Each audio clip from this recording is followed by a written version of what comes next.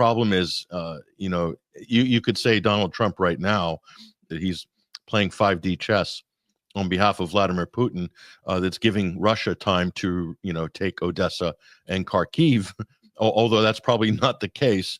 That's what's going to end up being. This is a result of having a cabinet that was handpicked by the Israeli lobby. That's the entire national security apparatus. Anybody related to foreign policy was handpicked by the Israeli lobby. They were pre-selected. That's why there's a lot of congressmen and people like that in cabinet positions, which is unusual for a U.S. administration. Normally, you don't rob the House of people from your party, risk losing that seat, because the Israeli lobby in America had time. The whole career of the politicians, basically a process of the lobby getting their hooks into them. Includes Tulsi Gabbard, by the way. She was groomed very early on in her career by some of the big donors like Miriam Adelson.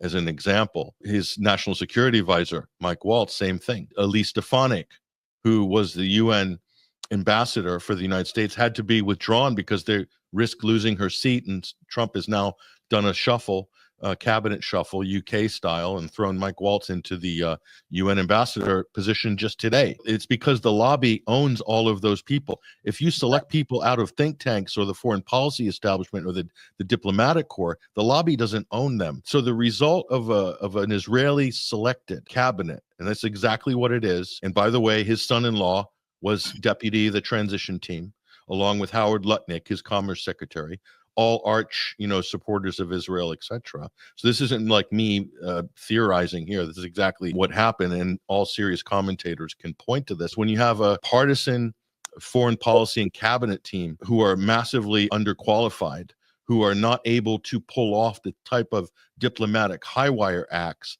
that are been promised or that are required when you're dealing with a serious country like Russia and a hugely complex conflict like Ukraine. This is a multi-layered conflict. It's got political dimensions to it. It's got the European NATO dimensions to it, and other geopolitical features to it. Okay, you can't walk in there and say, you're going to cut a deal. It's not that simple. So this is what's happened. They just don't get it, and I don't think Donald Trump fundamentally understands, recognizes, or respects the counterparty he's dealing with Russia, or the pedigree, the historical position the United States is in as a co-belligerent. They can't dictate terms of security guarantees for Ukraine or anything like that, because they're the losing party. There's only terms of surrender available.